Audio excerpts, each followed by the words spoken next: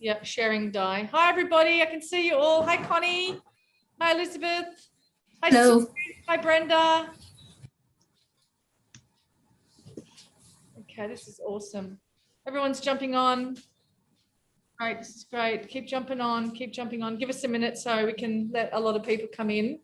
I've been in this kitchen today all day. Oh, my God, you need to look at it. All day, filming, eating. Been eating a lot. Look at the size of it. Goes all the way over there, and then the other side is my big blackboard and lights, and it's pretty full on in here today. It's actually been full on here for a few days. All right, letting people in. This is awesome. I'm streaming in from Bali, Indonesia, as you guys know, and Di is streaming in from Melbourne. Melbourne, literally. Hi, So Michelle. familiar faces. Hi, Pete. Yeah, there's the Vicky. Hi, everyone's jumping on. That's awesome. This is so great. Just get another. Hey, Maggie. Yeah, Maggie's there, Michelle's there, everyone's there. Oh, I'm just going to add people in. Everybody needs to put their ism on mute. How do I do that? Wait, show me how to put on mute.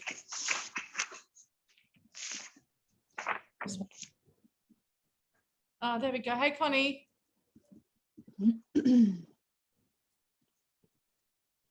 Just give it another minute. Got my technical support here. Your phone's ringing, mate. I know, it's dinner time. Hi guys, just give us another minute.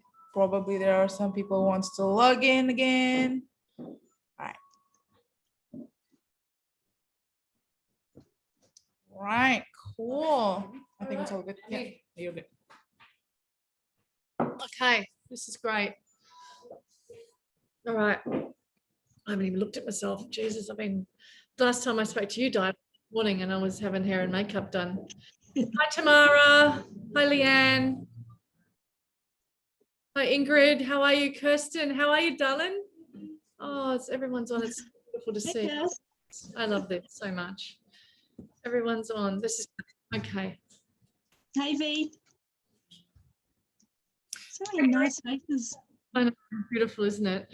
All right, so I will let people in while we do our thing. I'm just going to start this intention off with just a second, everybody, if you don't mind. Just take a deep breath, because I know I need to take one. And just keep breathing for just at least 30 seconds of deep breathing.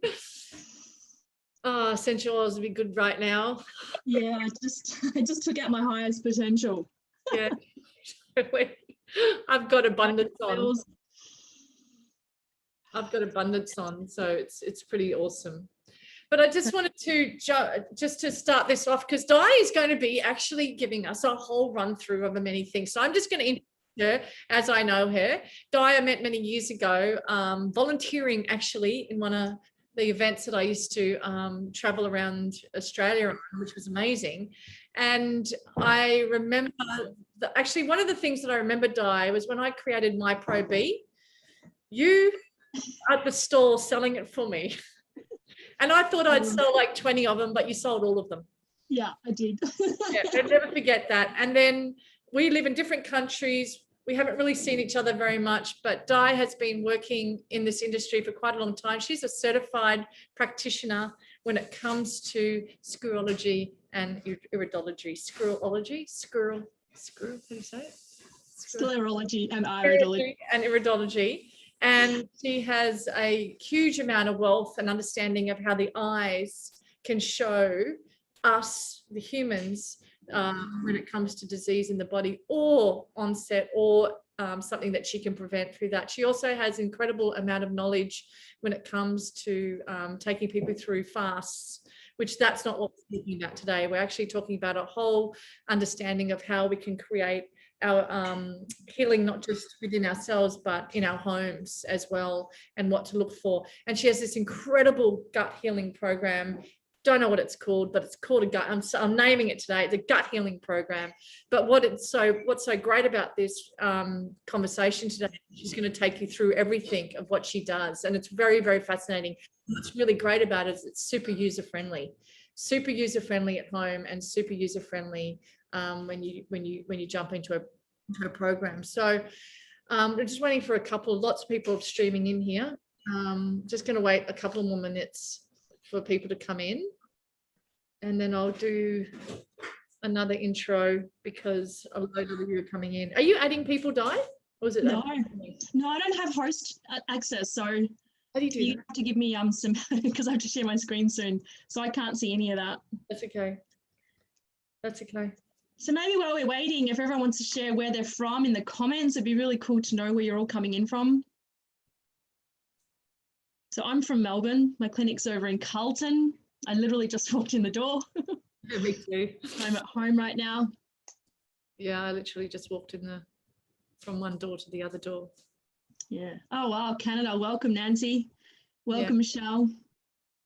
Dana's on. G'day, Dana and Phil. It's awesome. Good to see you on here. Yeah, let us know. Oh, hey, Tam. This is great. Just give it a few minutes and then I'll do another intro, Di, because I'm just allowing. Yeah, no worries. Yeah, sure.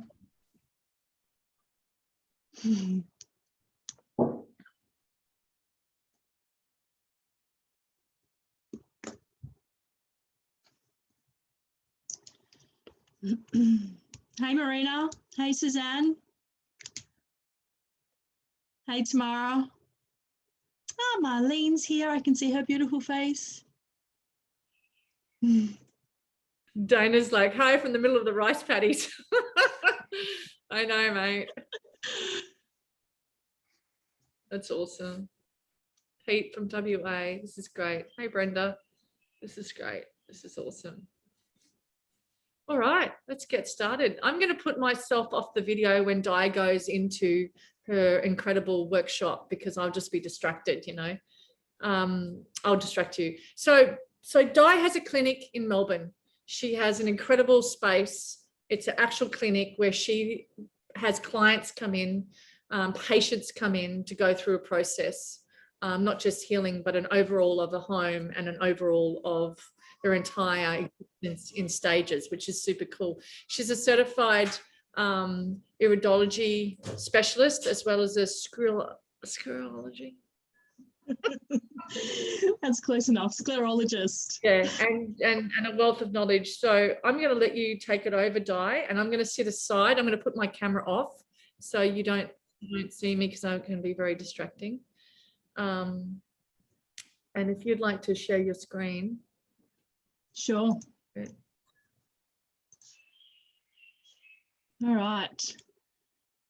And we'll get started. So grab a pen and paper. And know that you can always, I love that banner. Know you can always take notes and know that you can reach out to Di anytime and have a one-on-one with her, a call with her, which is free, which is.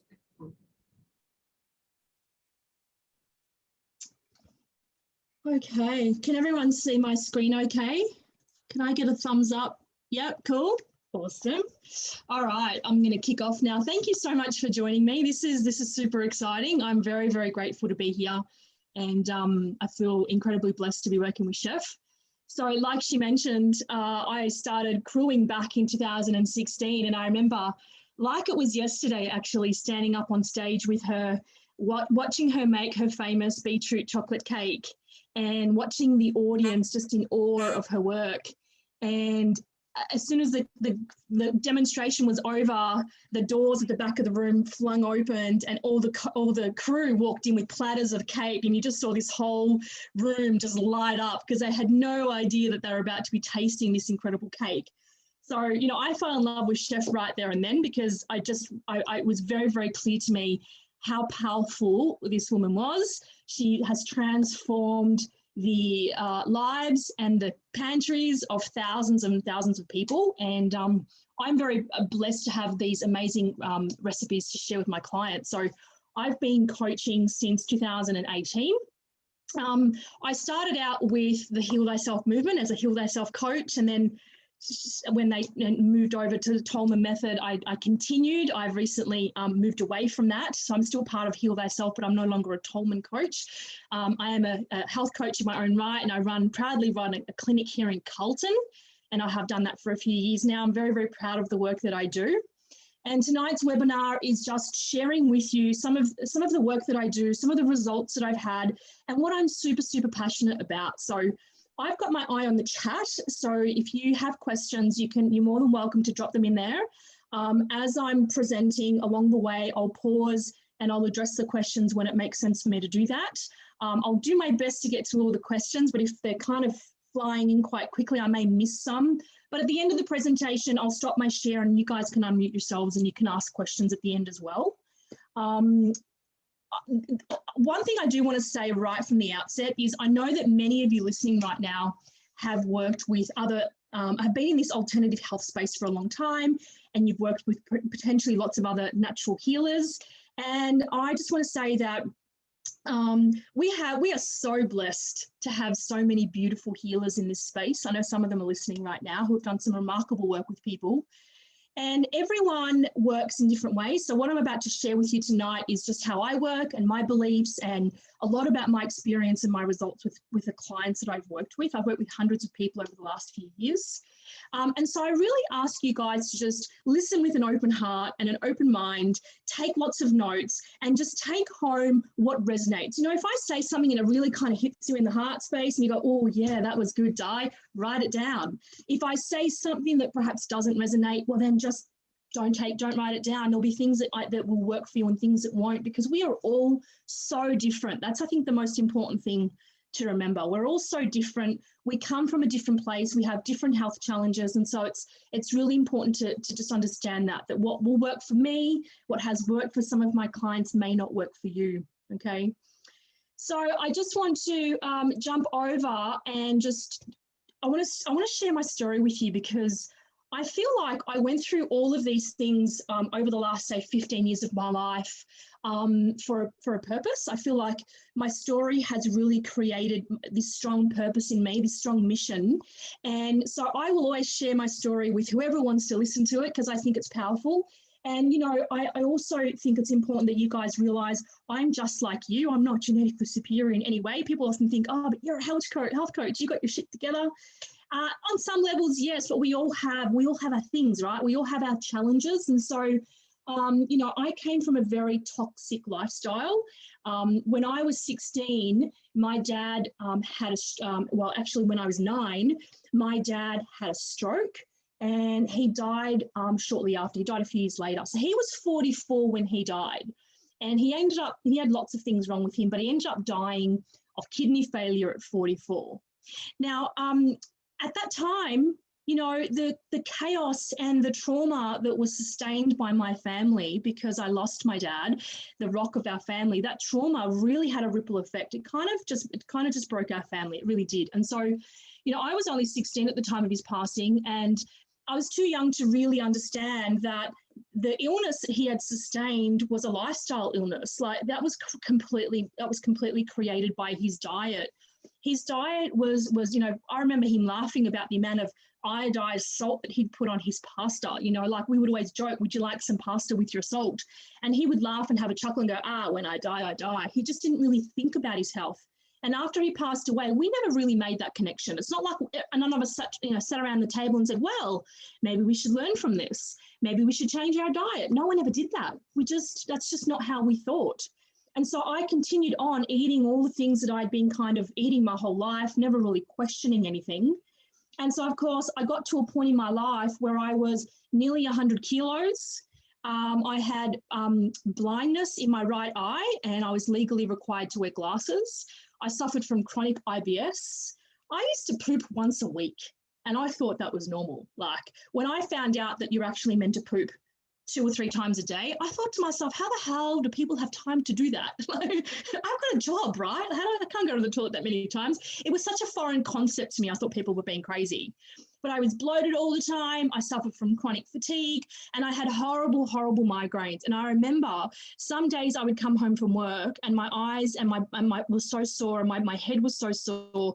I would go straight into my bedroom, close all the blinds, and I'd go straight to bed and skip dinner because my head would just pound.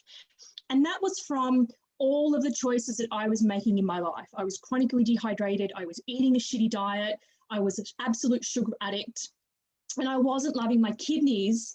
Now, when we get to the iridology part of tonight's presentation, you'll see how, you know, you can inherit things from previous generations, but whether or not they activate for you is entirely up to you and your lifestyle choices. You know, if you look at, you know, the science behind epigenetics, you know, we are all predisposed to certain genetic weaknesses, but whether they activate is entirely up to how our genes express themselves. And our genes will express themselves based on what we eat and what we drink and what we, you know, think and feel and all of the pieces that make up our health. So when I looked at my irises for the first time, I noticed very quickly I have inherited some very beautiful kidney weakness from my dad.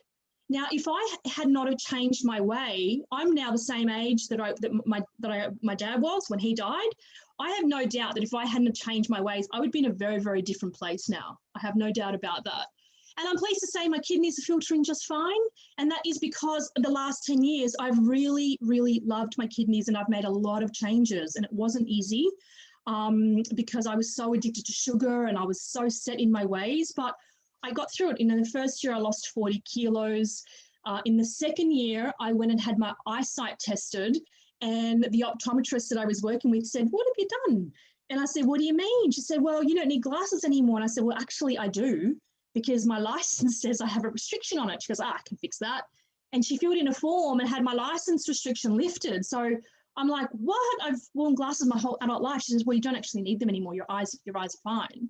And in fact, just about 3 months ago, I had them retested, expecting there to be some deterioration because I've aged. And now I actually recorded a video while sitting in the clinic with the optometrist. I'm like, you have to say this on film. Everyone needs to hear this. So he's like, "Yeah, Di's Visions 2020. And I'm like, this is just crazy. It's crazy that you really are what you eat. You know, your internal organs express themselves based on how you treat your body. So, you know, I had healed my body, my physical body. And in 2016, obviously, I had not resolved a lot of my past trauma. I got a lot of trauma from my past. I had sexually assaulted when I was 15. I had a whole heap of other trauma that I had not dealt with. And in 2016, I went and got myself some breast implants. It was a classic act of self-sabotage because I did know better. They only lasted 2.5 years. I had explant surgery in 2019.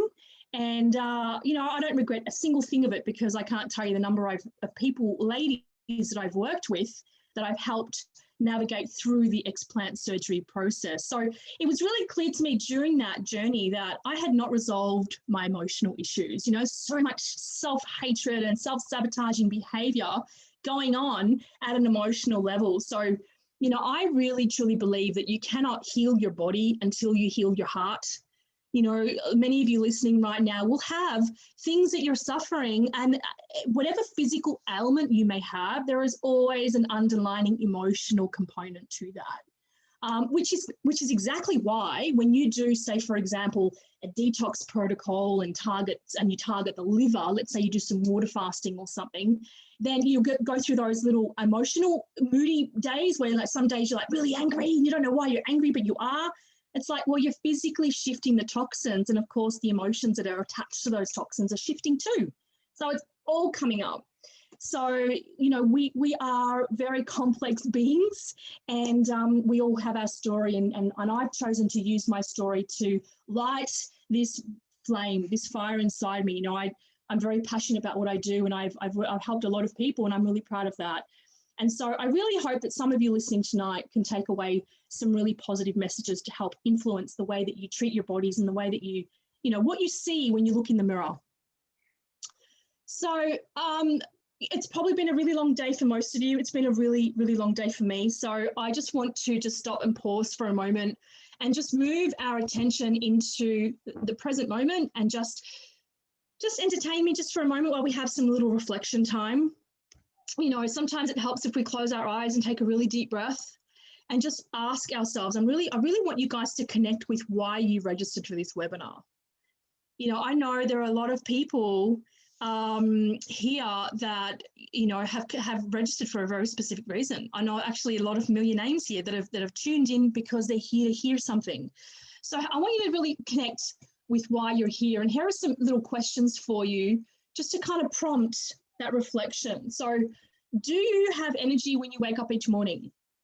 I know for me, when I was going through my really hard time, 10 or so years ago, I would wake up in the morning and I remember it very clearly. I would literally have tears because I'd be like, oh my God, I don't want to go to work. I'm so exhausted. And I remember standing in the shower, just almost grieving the fact that I had not had enough sleep.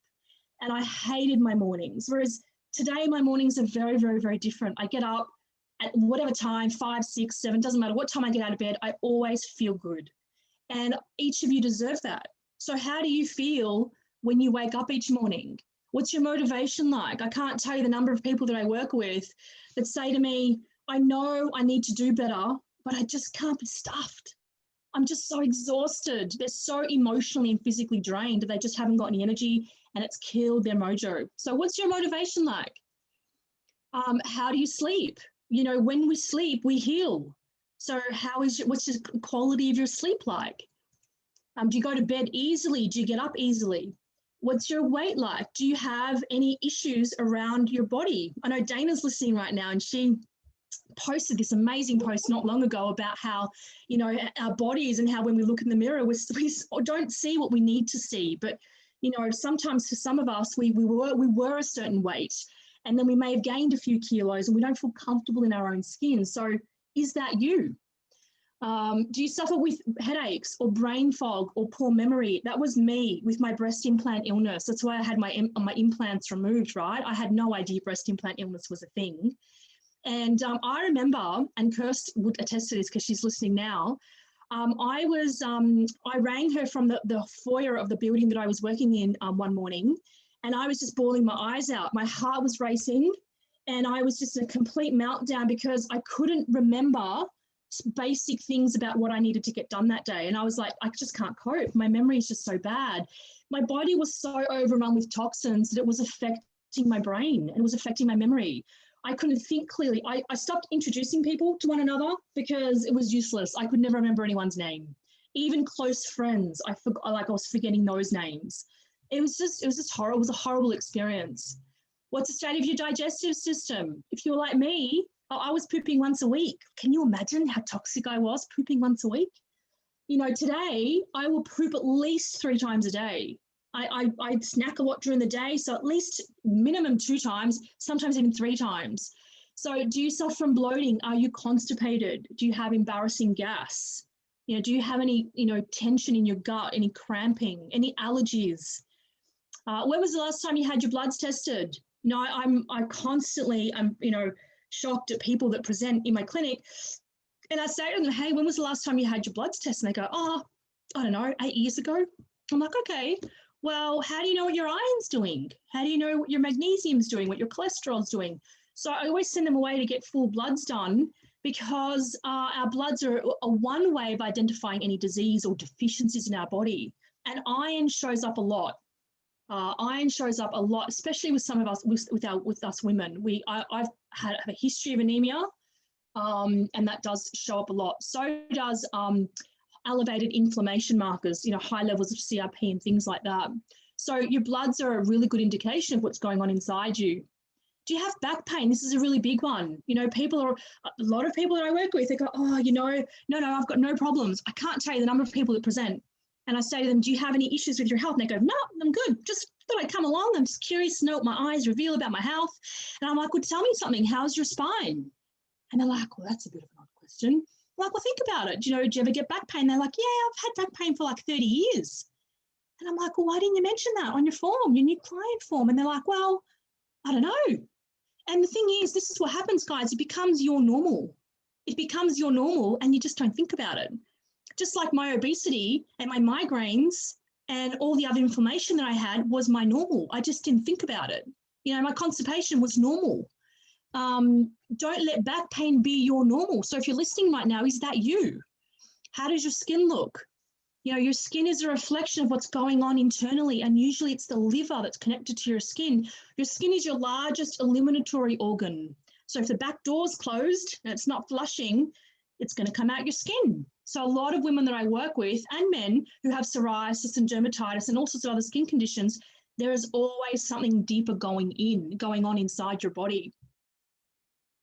So I'd love for you to connect with the reasons why you made the time to come here tonight, why you've decided to share your evening with us, and why it's now time to make changes. Because let me tell you, it doesn't matter what you did yesterday. It doesn't matter what you did last month. All that matters is what you choose to do from this moment forward. That's all that matters. So when I got rid of my breast implants, I felt like they were like the last nail in the coffin that needed to go. And there was a huge forgiveness piece for me, because I really hated myself. I could not believe that I had done such a horrible thing to my body. So that self-hatred needed to go, because it was not serving me or my organs. So, you know, I made peace with it. I forgave myself. I thanked it. I'm actually very grateful that I had breast implant illness. I actually am, because the number of women and young girls that I've kept away from the plastic surgeons, you'd be surprised. People come to me like, oh, I think I'm gonna have breast implants. Didn't you get them done? I'm like, yes, let's sit down. Let's have a chat about that. And they changed their mind. And so that's why I went through what I went through, to help other people now. That's awesome, Di. That's that's just amazing. I'm just listening to you now. I have a question for you. When you were getting the breast implants out, did you have an insecurity about having no breast implants? No, I had made peace with, you know, the biggest thing for me was I'm a hugger, and I would hug my partner, and I felt like I had this big plastic thing between us. Yeah.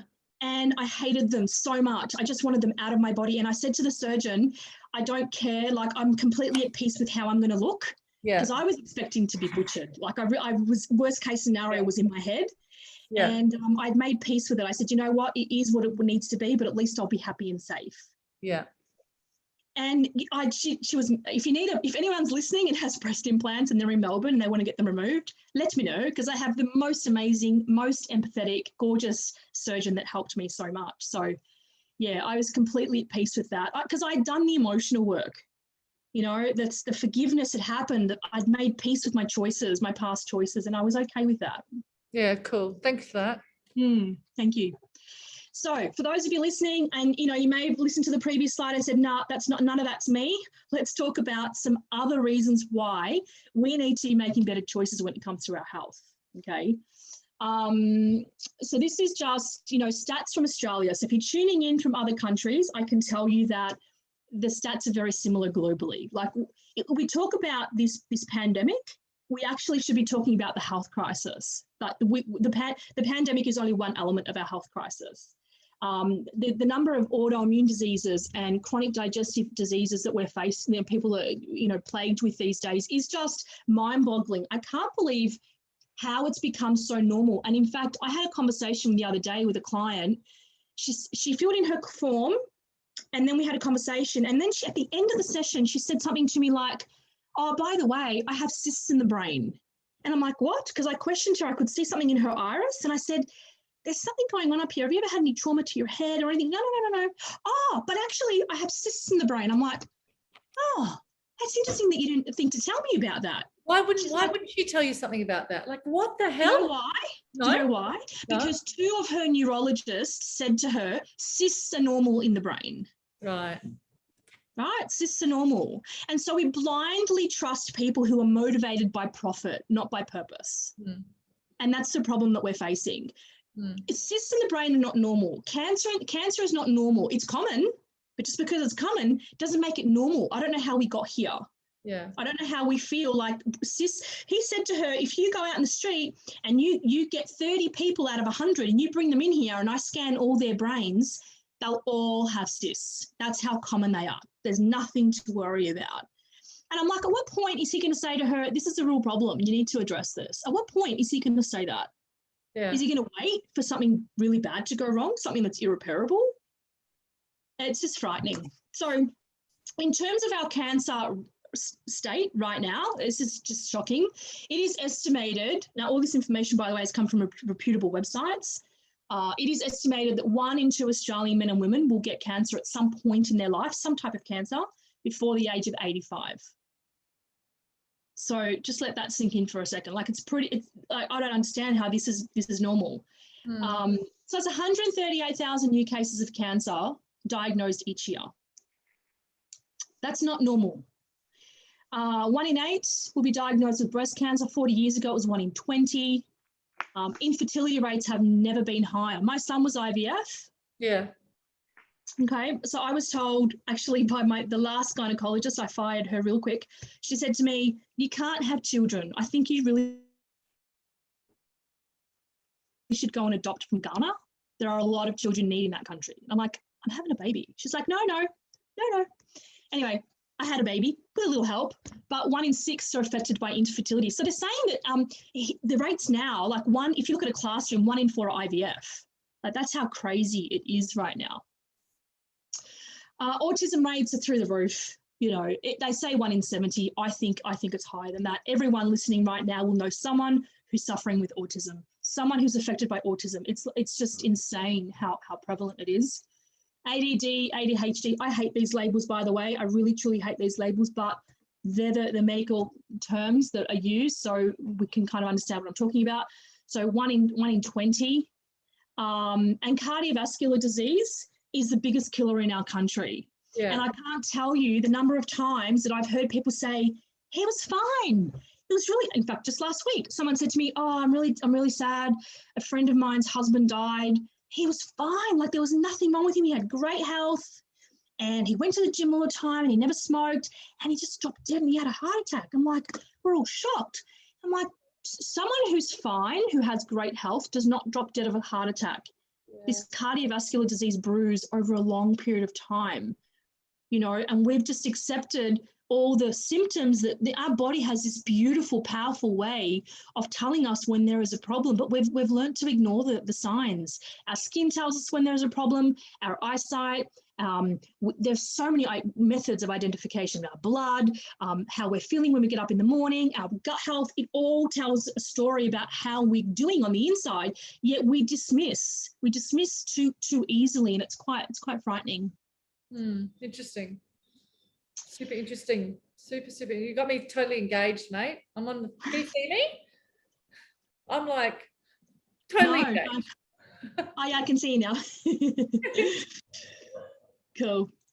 All right. Now, mystery illnesses. This is my big thing. I cannot tell you how many times people come and see me and they say, "I have no idea," I almost swore, "no idea what's wrong with me, but here are my symptoms. I struggle to get up in the morning. My memory's really shit. My energy is terrible. My digestive health is insane. These are all the things that's happening. I've gone from practitioner to practitioner to practitioner. No one can help me. I've spent thousands of dollars, right? Thousands of dollars. These people are spending thousands of dollars trying to find solutions. And along that path, no one has ever asked them, "Hey, how much water do you drink?" No one's ever asked them that. That people will work with dietitians and specialists and neurologists. No one ever says, "Hey, how many times do you poo a day? Hey, when was the last time you ate some fruit? When was the last time you ate some greens? When was the last time you looked at yourself in the mirror and said, 'I love you'? When was the last time you did that?" So nobody's asking these really important questions to ascertain diet and lifestyle choices and self-love, because that emotional stuff's massive when it comes to all kinds of disease. Okay? Yeah, 100%. Yeah, I was watching this really cool, I binge watched. I don't normally binge watch anything on Netflix, but about 3 or 4 weeks ago, I came across this documentary. I encourage you guys to check it out. It's called Affliction. And I binge watched it. I could not stop watching this thing. I was up till 3 a.m. watching this thing. And in America, they have this new disease. They've just coined this new disease. It's called MCS, multiple chemical sensitivities. So what's happening is people are so toxic and they're not addressing their internal imbalances. They're not addressing their liver not functioning, their kidneys not functioning, and they're continuing to toxify themselves with food and lifestyle and all those things that make us toxic. And then they get to the point where they are just their cup is full and their body's like, I have to shut down, I can't function. And so these people are living indoors permanently, because as soon as they go out, they can't breathe, and they have anxiety attacks, and they break out in rashes, and all sorts of horrible things happen. And I just can't understand how we've got here. Like, how has this happened? Multiple chemical sensitivities. Like, I just don't understand. So many of these symptoms have been grouped together under the term of, autoimmune disease, because no one knows what the hell's wrong with you. So we're just going to label it an autoimmune disease. Yeah. Classic. Most of what we see, most of the disease, well, I think that's my belief, all diseases are preventable. I really believe that. We are seeing so many lifestyle diseases nowadays. And the thing is, we become so complacent because we're told, hey, Di, your dad had kidney disease, hun. So, of course, you're going to have kidney disease at some point in your life. And that's just not true. It's not true. And it's a very disempowering thought for you to think for 1 second that just because your mum had breast cancer, it means that you're going to get it. That's not true. It means you're genetically predisposed, absolutely. But does it mean you're going to end up with breast cancer? What a horrible thought, disempowering thought, completely giving your power away by even thinking that. How are you going to enable healing when you're thinking, I'm doomed anyway? It's just not, it's not conducive to healing. All right, let's talk about the role of your gut. So what I want to talk about is not only the role of your gut, but also what can happen when your gut is not functioning properly, okay? So your primary function is to digest your food, right? That's the primary function of your gut. We absorb nutrients from what we eat. Now, when we're not able to absorb, or when we're not able to receive because of either physical or emotional issues, we become deficient. And iron malabsorption is a really classic indication of that. And I will say, I work with a lot of people who are anemic, and if you don't resolve your malabsorption issues, you can supplement until you're blue. Most of my chronically anemic patients are supplementing, but it's literally creating very expensive urine because it's going straight through them. Their body's not receiving, usually because they've got some emotional shit going on, but also their bodies are just full of plaque and they're highly acidic. So we need to consider that when we're feeding ourselves food. Our body also, our gut health is also responsible, or that whole GI tract is also responsible for excreting waste, or that metabolic and digestive waste that is no use to our body. And when that doesn't work properly, what happens is it creates lymphatic stagnation. So our system literally comes to a grinding halt. It affects our lymphatic and our immune health. It also affects our blood. And there's a flow-on effect. Our lymph and our blood work their way around our entire body. So when things are not flowing properly, and when your blood's not clean, you've got sticky blood or thick blood or blood that's high lipid profile, lots of fatty lipids in your blood, that is going to impact every single organ. Your body's ability to excrete waste is incredibly important. So it's really, I'll talk more about that later on. So your gut microbiome makes up 70% of your immunity. So you have trillions of bacteria in your gut, okay? And it's the first line of defense. When foreign pathogens, parasites, all sorts of viruses enter your system, it is that first line of defense that's going to protect you against getting sick. Now, when that's not taken good care of, what happens is you get sick a lot. And again, I have people that come in every week and they say to me, I'm sick all the time. I've copped the flu 4 times so far this year. I just don't know what the hell is going on. And we look at the gut microbiome. We look at your diet. You're grossly lacking pre and probiotics, and you've never done a colon cleanse in your life. We need to really clean out that plaque and get that system flowing so that we can restore some level of pH. Gut bacteria is responsible for the creation or the manufacturing of up to 90% of your serotonin. So your serotonin regulates your mood and your behavior and your appetite, your digestion, sleep, memory, sexual desire, so many things. So of course, when you don't have enough serotonin, it's going to affect your mood. There's no doubt about that. It's going to affect a lot of things, including your mood. Your gut microbes, those trillions of microbes in your gut influence your metabolism, or those metabolic processes. If they are out of whack, you will create in all sorts of things from insulin sensitivities, fat storage. You've got those stubborn pockets of fat that just aren't shifting. Hunger, excessive hunger. You're always hungry, or you're always craving shit food. You know, I've got a client that I just finished working with. He's made remarkable changes. I'll share his case studies shortly. He was always craving sugar. He was constantly looking for that sugar hit, and that was because his microbiome was out of whack. And your gut, you know, the role of the gut helps keep things flowing. So we take life in, and our body takes what it can from it, and then all the stuff that cannot be utilized exits, you know, through the other end, you know. And unless that's happening nicely, what happens is the intestinal plaque builds up in your intestinal tract, and it creates a perfect breeding ground for parasites. Now, I've got some very interesting photos to share with you tonight, photos that my clients have shared with me during their detoxification.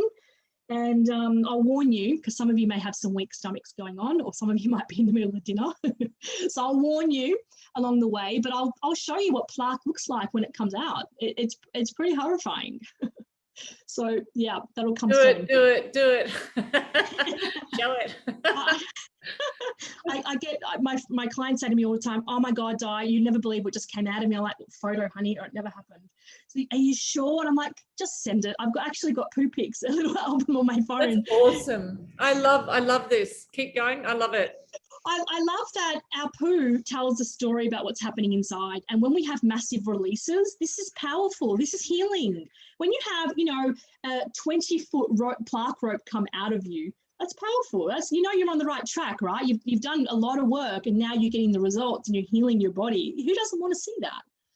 So if you can kind of move past the gross side of things, it's very powerful. So when we look at detoxifying our life, because it's our toxicity, our health and our gut health is not just about what we eat. It's never just about what we eat. And so when we think about, okay, well, how do we detox? There are lots of things to consider. Okay, so before you can detox, you have to first do a bit of an assessment to understand where are the toxins coming from. So at the top of the list is naturally lifestyle choices. And part of that is, especially those of us living in Australia, more so in Melbourne with all the lockdowns, we've all kind of started working from home. So what does that do? Creates a whole heap of problems for us. Firstly, we're sitting in front of Zoom for longer hours than ever before. We're not getting out into the fresh air or into the sunshine. We're right next to the cupboard, and we get bored very easily, right? So we can go, oh, we'll just have another little snack. And then on top of that, some of us are so bombarded with these messages that we're seeing on Facebook about the doom and gloom that's coming, all this stuff that's on Facebook and social media and the news, that we self-medicate with food because we feel so stressed. And that creates this cycle of just misery where you're feeling really stressed, and your gut microbiome will be impacted by that. And so what do? You go looking for food. Now, when we self-medicate and we look for comfort food, we're not looking for broccoli. We're looking for sugary foods, right? Biscuits and cakes and things like that. And hopefully you guys are turning to Chef Cynthia Louise's cakes and biscuits and not to Tim Tams and things like that, right? Because if you are turning to those sugary things, you're going to be feeding the bad bacteria, and then you're creating this vicious cycle in your gut. Now, I'll talk a little bit more about, I've already mentioned it once, so I'll talk more about it later, the serotonin, right? If you're feeding the bad bacteria in your gut, as below, so above. So it's through the vagus nerve, your gut is connected to your brain.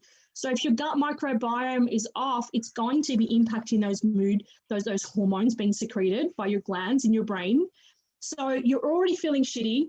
Then you eat shitty food, it's feeding the bad bacteria, and then you just keep going round in circles. And this is why we're putting on weight and we're feeling terrible in lockdown, because we've strayed so far away from this path of health. You know, back before COVID, most of us were a lot more active. We were going out more, we were socializing more, we were doing all sorts of things more. And so it's been a really hard time for us. Smoking, alcohol is in that list as well, of course. Countless people that I work with every week, I say to them, do you drink alcohol? Yeah, just a little. And I say, okay, well, what does a little mean? Oh, just a bottle a night. And I'm like, okay, a bottle a night, that's like 7 bottles a week. And then I look at their sclera and their iris, and I can see the stress to the liver that creates. You know, a bottle a night is excessive alcohol consumption. And this is not about judgment, right? Who am I to judge? If I told you about some of the stuff that I did in my past, you'd cringe. This is not about judgment. This is about love. This is about compassion. This is about you realizing that you're worth more than that. And by drinking too much alcohol, what you're doing is you're creating a gross imbalance in your system, and it's not solving your problem. So poor diet. I believe that what is on your plate is a direct representation of how much you love yourself. If you truly love yourself, like you love your son or your daughter or your best friend, if you truly love yourself, you would never feed yourself KFC, because we all know what KFC has got in it, right? Kentucky fried crap, right? It's not even chicken, guys. So, you know, and we know that. I'm not telling you anything that you don't already know. So why do we still eat it? Why do we still eat Macca's? Why do we do that? So genetically engineered food, you know, I can't tell you guys, our obesity rates right now are at 2 in 3 in Australia. They're actually quite bad over in America as well. All around the world, our obesity rates are out of control. So our obesity rates are 2 in 3. So that's 67% of Australians aged 18 and over, don't even get me started on the kids, are overweight or obese. 67%. Now, we may be eating, but I can tell you that most of us are starved. We are starved of nutrition because of the fact that we're not eating the right foods, we're not making the right choices, but also our food has never been more tampered with.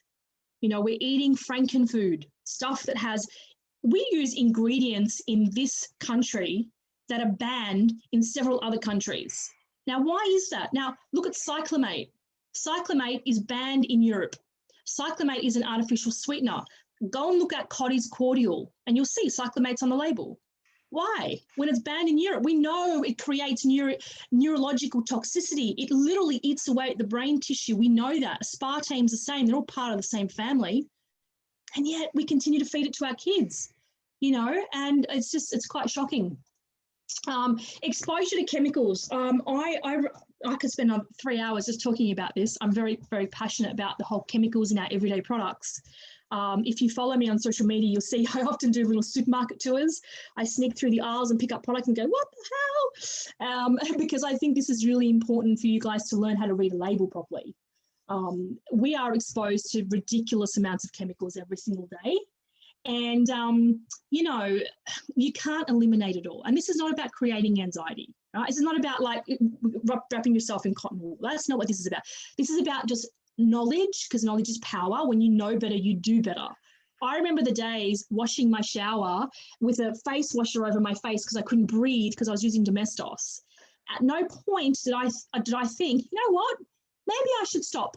Maybe I should stop using Domestos. No. Needed to clean my shower, so I kept using it. The damage that did to my lungs was just irreparable. It really was. It took me a long time to heal my lungs, on top of the fact that I was smoking.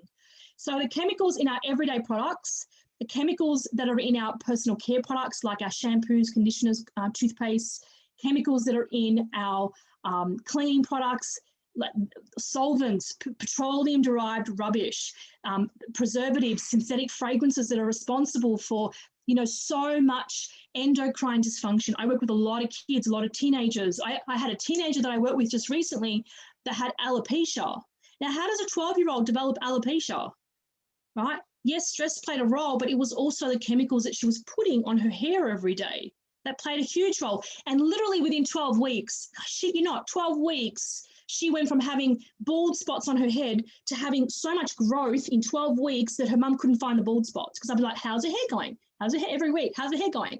By the end of the program, she had no more bald spots. And that was all she did, was change her diet and increase her hydration. And she eliminated the chemicals from her home. She just changed her shampoo and conditioner. She stopped using hairspray. Problem solved. She's 12. She shouldn't be suffering with alopecia. Pollution is a really big one. The air that we breathe, it's a really big one. So is stress. Do not underestimate the role of stress and your gut. And this is a really big thing for us humans, because again, right, we self-medicate. When we're angry, we eat. When we're sad, we eat. When we're nervous, we eat. When we're anxious, we eat. So the trouble with eating when you're stressed is your body is not open to receiving, right? So you're just pooping it straight out. Your body's not open to receiving nourishment. So your body's not going to digest on a physical level, and on an emotional and spiritual level, your food's not going to be absorbed. So you're wasting your time. So be really mindful of that, not to perpetuate that cycle when you're stressed. When you're stressed, you need air and sunshine and a hug, not Tim Tams. Fluoridated water. Fluoridated water plays a big role in our gut health. As part of my gut health program, in week 2, I talk about water, and I give you guys a little exercise to do where you go off and you jump on the website. I've done this I live over in near Yarra Valley, so I jumped on the Yarra Valley's website and I had a look at the annual report from last year. What did you do to my water before you put it in the rusty pipes and sent it to me? And there's like 7 steps, solvents and bleaching agents and all sorts of chlorine. And I was like, oh my God, like what the hell? And then on top of that, it's so screwed. They have to add stuff back in to make it legal to serve to you. And then dumping sodium fluoride in your water. People go, but you need fluoride for strong bones. Actually, what you need is calcium fluoride, and you can get that from your broccoli. Okay, calcium fluoride causes strong bones. You can actually buy that in powder form and from the health food shop.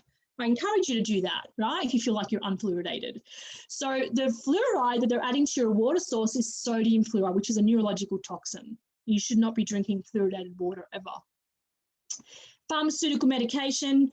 I have countless clients that are on medication, and thank God we have them, because I can tell you that half these people would probably be dead if they didn't have the medication to help sustain life, but they are a short-term solution. You cannot be on pharmaceutical medication for the rest of your life. And I know many of you listening right now are probably thinking, but my doctor said I have to be on this medication forever. I don't believe that. I don't believe any person on this planet needs to be on anything forever. I don't believe that. I'm yet to meet someone who has not been able to wean themselves off, or completely. Some people decide to go cold turkey, so they get themselves off the pharmaceutical medication because they move towards permanent, sustainable solutions. The pharmaceutical medications are quick fixes to keep you safe, just like supplements, right? If you're iron deficient, you don't want to be walking into walls, right? Or driving when you're iron deficient. Keep yourself safe. Absolutely supplement, but let that be a short-term solution. Have underneath a way of understanding why. Why am I iron deficient? Why are my kidneys not filtering? Why is my blood pressure high? Why? Okay. Yeah, I agree with you, Christina. So am I. So am I. But I say that because I have to be really mindful when I'm sharing my views with you. It's not always about what I think and feel. I also have to consider the people that I'm working with. And I don't want anyone to ever feel judged, because that's not what this is about. I don't want anyone to go, oh, Di said farmers bad, big farmers bad. Yes, that's what I believe. But like I said, we're blessed to have access to this stuff because we need it. Sometimes we need it, but it's not a long-term solution. And again, it's not about judgment. It's just about compassion and love and sharing knowledge. Parasites and viruses. I talk a lot about this in week 2 of my program. Parasites and viruses. I could spend 3 hours talking about this stuff. Parasites play a huge role in the way that disease expresses itself. EBV, Epstein-Barr virus, is a really big one that's out there. Most of us have EBV, and it can lay dormant and nest itself in various organs, usually the liver. It can lay dormant for forever. But when you allow yourself to become immune compromised, it can activate, and when it activates, you know about it. So, these are also things that can affect our gut. Heavy metals is another huge topic. The metals in your air, in your personal care products, in the water that you're drinking. And then we look at the relationships, right? Because again, it's not just about what you eat and, the physical toxins. It's also about the emotional toxins. It's about, think about this. You are the sum of the 5 people that you spend most of your time with. I spend my time with some really pretty amazing people. 2 of them are on listening right now. 3 of them, in fact, are on listening right now. So I love them to bits. And when I'm with them, they bring out my best. They lift me and they love me and I love them. They raise my vibration. But if you look at who my friends were 10 years ago, it was a very different story. I didn't feel like I was being loved by those around me, and it was very toxic relationships. So just think about, just do some reflection. What on this list have I allowed in my life that's perpetuating disease? What can I change? You can't change it overnight. I can tell you that, right? I took 12 to 18 months to really make some serious changes in my life. And that was just all physical stuff. I didn't even scrape the surface of the emotional stuff until, the second year. So it takes time. But, as you're taking your notes, write down little things that you can do, right? Oh, well, maybe I can talk to my GP about getting some new bloods taken. I was taking some blood pressure medication. Maybe I can lower it. Maybe I can make some improvements and see if I can lower my dose. Little things like that can make all the difference. And over time, you can free yourself. The big thing that I've left best till last is the lack of self-love. Okay, and I speak from experience. I hated myself. I had my marriage dissolved in 2015. I went in an absolute wrecking. I've wrecked myself for 2 years. And it was a horrible time in my life. And then I went and got breast implants because I felt so fat, unworthy, rejected. The list goes on. What was I feeding myself? Rubbish. Right? KFC, Macca's, pizza, rubbish. So it was a direct representation of how much I loved myself. What you will allow in your life, it tells a story about what you think you deserve. It really does. So some reflection there. Hopefully you guys are taking some valuable notes. All right, identifying nurture points. I'm just looking at the comments. Thanks, Robin. Okay, so how do we identify disease in the body? There are so many different ways, and I can tell you that there is no one way to identify disease. It's not like you can go to the doctors and get a blood test. Your blood tests are all fine, everything's hunky-dory. That's not how it works. I cannot tell you the number of times I've looked at people's blood results and they're fine. They're within the reference range. I actually don't agree with the reference range, but it's at least a guide to the national average. I don't agree with them because the national average is sick as hell. But at least there's some guide, right? So they're within the guide, and they go, you know what, everything's fine. My bloods are telling me that my kidneys are fine, my liver's fine, everything's fine. I'm like, well, if you have a really nasty virus that's suppressing your immune function, it's not going to show up on a blood test. There are lots of things that won't show up on a blood test. So blood tests are just one way to identify disease, but there are so many other ways. And when you work with me, I generally start with iridology and sclerology. I'm so passionate about this beautiful, beautiful tool because it is the eyes don't lie. They really don't. There's so many things that I've been able to reveal about people's predispositions, which I'll cover a little bit more of shortly. That's really powerful. So iridology and sclerology sit at the top of that list, but there are other ways as well. So face glyph marking. So your face tells a story, the lines, the wrinkles, the darkness, like underneath here are your kidneys. If you've got really big bags and they're really dark, that tells me that there's something going on with your kidneys, or hydration is an issue for you, right? And mind you, I know people who drink a lot of water, but they're still chronically dehydrated because of the other stuff that's going on in their bodies, right? So if you say, well, I drink a lot of water, but I've still got these dark rings under my eyes, well, book a session. So if I could just ask my beautiful team to drop in a link into the comments so people can actually book a 15-minute session with me, because I would love for you guys to do that. And I can explain further about, what's happening for you specifically. But, if you're drinking heaps of water and you're underneath your eyes are still, dark, well, we need to look closer at what's happening for you, okay? Iridology can. I've got people around the country. I work with people all around the country, and I connect them with local photographers, and they get their eye photos taken and emailed to me. And so, yeah, definitely, I work with lots of people in state. So we can, if you fill in that form, as soon as my beautiful team drops in that link, hopefully they're still listening, or if Chef's listening, you guys can go ahead and fill in it's a request for 15-minute chat. Yeah, I'm here, Guy. I'm right here. I'm having internet problems, but it's good. Oh, that's okay. Yeah, I'll pop the link in. I'll definitely pop the link in. Hang on. All right. Thank you. Yeah, so if you guys fill in that form, and I'm just going to turn my heater off. If you guys fill in that form, you can book a 15-minute spot with me, and then we can talk further about what's happening for you specifically. So that link will be dropped in shortly. So other ways to identify nurture points, the skin markings, you know, if you've got, you know, anything happening on your skin, conditions of your fingernails and your hair and your fingers themselves, like those clubbed fingers, tell us a lot about genetic inheritances and as far as cancers and things like that are concerned. So there's so, even the nail bed tells so much about what's happening for your health. We can look for blood testing, like I mentioned, saliva and hormone testing, live blood analysis. I send a lot of my clients off for live bloods because that tells us a lot about heavy metals, right? So we can also do hair analysis for heavy metals. Sometimes fecal testing is important, but, you know, I don't use that very often, but it is an option for some people. And then there's bioresonance, energy field scanning. I use that a lot with my clients here. It's one way of identifying nasty viruses that are laying under the surface. EBV won't always show up in a blood test. Thermal imaging. So a client that I want to share with you shortly, she had, I looked at her iris and I saw some pigment appearing, and I questioned her about her breasts. And she said, oh, yeah, no. And she told me the history, which I'll share with you shortly. But anyway, she said to me, should I go and have some mammograms? And I'm like, well, actually, no, I don't believe that's the right pathway. I don't believe in mammograms. I really don't. If you had something happening in your breast, the last thing you want is to squeeze your breast in between two metal plates. I do know personally of people who have had cysts and tumors burst and rupture as a result of that plate squeezing the breast. Mammograms increase your risk of cancer, breast cancer, by 2%, and that's cumulative. So if you have 10 mammograms in your life, you've got an increased risk of breast cancer of 20%.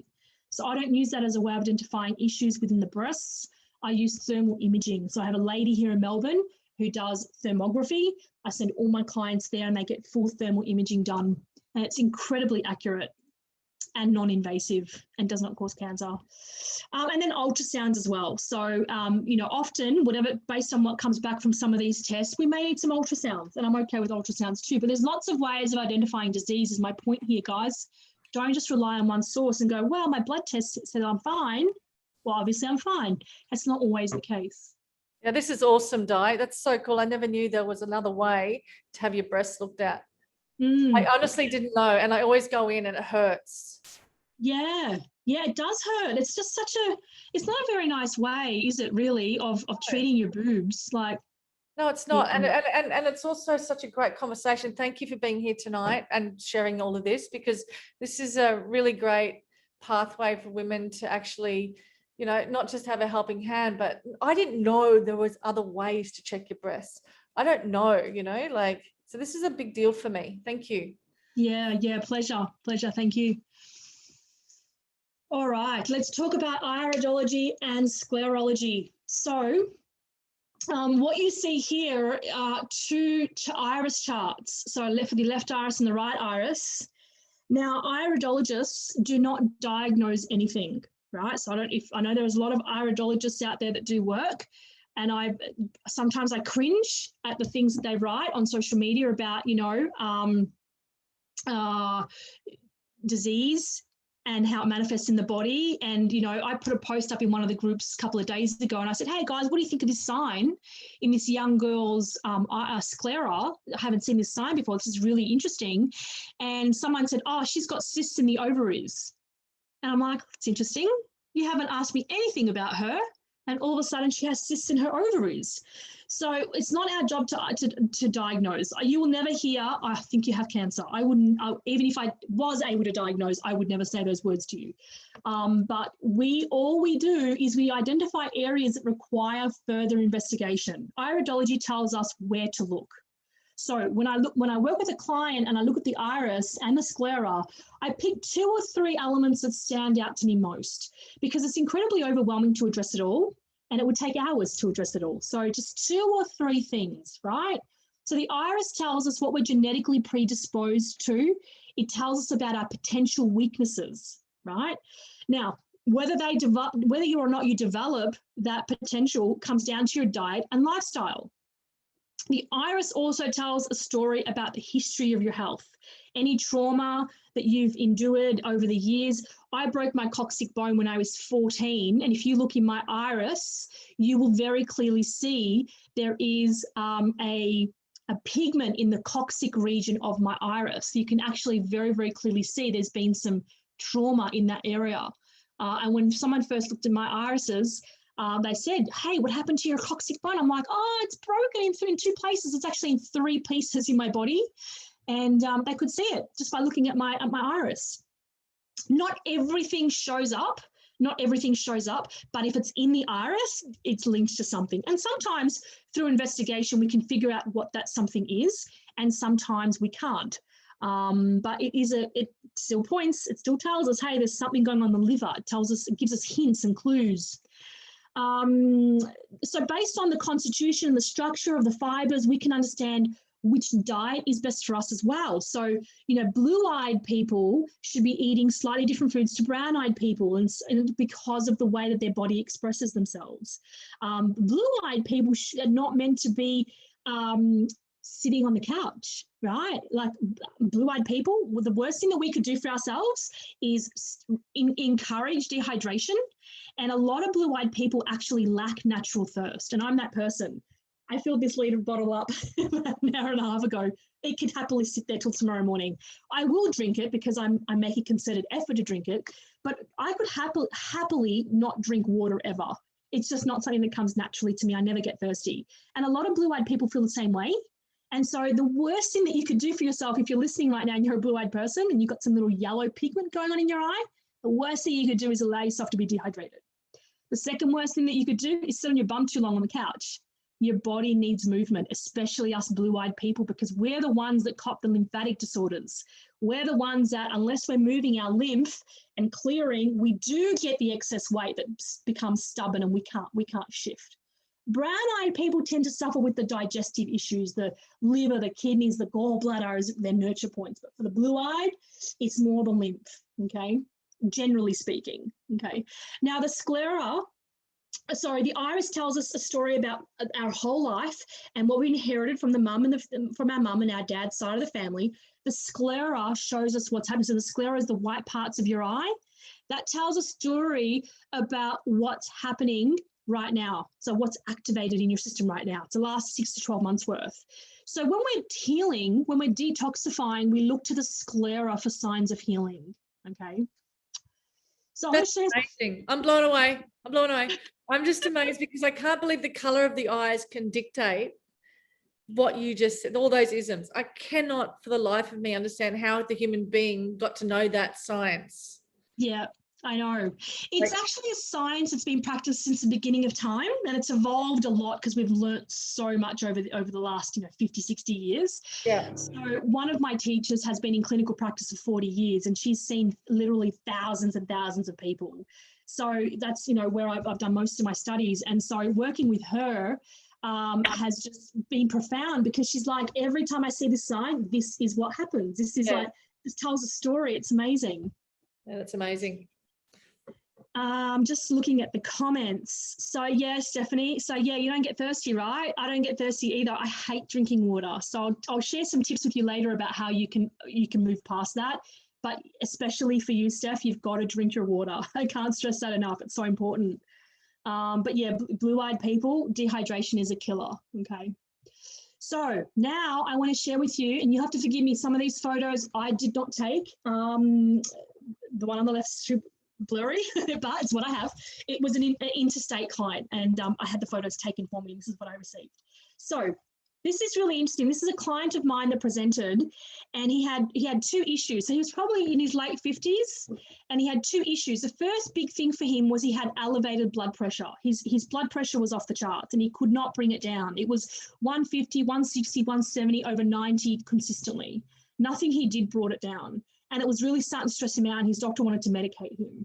So he decided, you know what, let me just do something over here for a little bit and see what I can achieve. And then if that doesn't work, then I'll go on the medication. So he also, the second thing that he had was he presented with a tickle in the back of his throat. He could not get rid of it. He really could not get rid of it. It was just tickling there for months. He went to specialists. He had cameras put down his throat. Nothing worked. Now, when I looked at his iris, I saw 2 things of significance. Firstly, the liver influence of his health. So you can see this really big yellow thing. So this is called a sectorial heterochromia. this yellow big thing here. And that indicates it's yellow. So it indicates his kidneys are not functioning very well. This is an inherited sign from his dad's side of the family. So when I questioned him about his dad's health, his dad had horrible kidneys and horrible blood pressure as well. His dad was medicated. And you can also see here, these signs over here also indicate some kidney deficiency from his mum's side of the family. When I questioned him about his mum was also on medication for blood pressure. Oh, so how is this possible? Sorry? How is this possible? Our genetics are just absolutely fantastic. Like I can't explain it. It's just, we've been looking at the iris for over 100 years, even before. There's early studies that show that even the ancient Egyptians, with the carvings on the walls, they were looking to the iris for signs of healing and signs of trauma and signs of ill health. And it just, at the back of our eye, we have hundreds of thousands of nerve endings. Each of those nerve endings at the back of that eye connect with the different parts of our body. And so that influences what shows up in the iris, not only in utero, which we've inherited from our parents, but also what happens throughout our life, in the case of me with my coccyx bone issue. And it's just fascinating. That's incredible. Thanks, Di. Yeah, so like this guy was kind of slammed on both sides, right, with genetic weaknesses. So that doesn't mean, right, that he's going to have bad kidneys. It just means that, yeah, if he does all the wrong things, he's going to have high blood pressure, which is what was happening. Now, this tickle in his throat was unexplainable. I sent him off to a bioresonance guy here in Melbourne. They did a scan and they discovered he had strep throat. Now, how did all the other practitioners miss strep throat? I don't know. They treated the strep throat with some frequency and some drops, some homeopathic drops, and the itchy throat went away. What exacerbated that situation for him is he was eating highly mucus-forming foods, so his diet needed correcting. Blue-eyed people really should stay the hell away from dairy. Brown-eyed people should too, but especially blue-eyed people. They do not. So we have the immune and lymphatic issues. We are predisposed to having allergies and food intolerances and food sensitivities. So we're very, very sensitive when it comes to acid forming or mucus forming foods. So if you sit there and you eat cheese all day long and you drink, like me, I would guzzle milk straight from the carton. That was my thing. I cringe when I think back to that. I would guzzle straight from the bottle. And of course I had horrible migraines and horrible mucus forming. The back of my sinuses were always congested. My ears were always problematic, because my diet was very, very high in acidic foods. So this guy here, I took him off all of the acidic foods. I changed his diet considerably. And then he did 12 weeks of coaching with me, and he's like, Di, I'm 100% invested. Let me know what I can do to fix this. I want to fix my kidneys. So he did 4 weeks of juice fasting and 4 weeks of raw fasting, and he did a couple of little detox protocols, some master cleansing along the way, lots of colon cleansing. And we corrected his blood pressure within 12 weeks. And I've touched base with him a few times since. His blood pressure is now down to 110/80. And he feels amazing. He's lost. So what happens when you fast, and fasting is not for everyone, but you can get rid of a lot of weight, it's almost like, I took a video today while I was out at the park. There was this tree that I had eaten the figs off just a couple of weeks ago. And then today all the leaves had fallen. And I shared it on my story, because I said, isn't this beautiful how we regenerate? Our bodies do the same thing. When we fast or when we heal, we let go of all the rubbish toxins, all the stuff that doesn't serve us, we let it go. And then we come back, we regenerate, we rebuild, we remineralize, and we refeed our bodies and we rebuild back up. And we're bigger and better and stronger, with each new season. So that's why I love to do detoxification, big detox protocols 4 times a year with the beginning of each new season. So this guy really achieved some great results. This guy here was dragged by his beautiful soon-to-be wife. And he was like, I'm here because she wants me to be here. I coached them both. He's like, I'm open to it, but I don't really have anything wrong with me. And I looked at his eyes and I'm like, actually, you've got 2 really big things that are going on for you. I said to him, look at this pupil. Look at this, the flattening. The pupil is meant to be a circle, right? Look at the flattening on that. So I said to him, tell me about your spine. I said, in particular, your thoracic spine, your cervical spine. He's like, I said to him, when you breathe, how do you feel? And he's like, oh, yeah, I feel okay. And I'm like, I don't know if I buy that, mate. I said, something going on with your lungs. He goes, well, I can't take a full breath. I've never been able to take a full breath because I feel like my lungs are restricted. Like I've got a lot of restriction happening across my chest. But, you know, I've had that forever. I'm like, well, dude, you've had it forever because you need to see a chiro. Your thoracic spine is completely out of alignment. And you can tell that doing that. I'm just looking at it. He never thought about going to see a chiro. So he went and saw a chiro, he had some adjustments, and now he can take a full breath. Just from looking at that, Iris. Just from looking at that, yeah.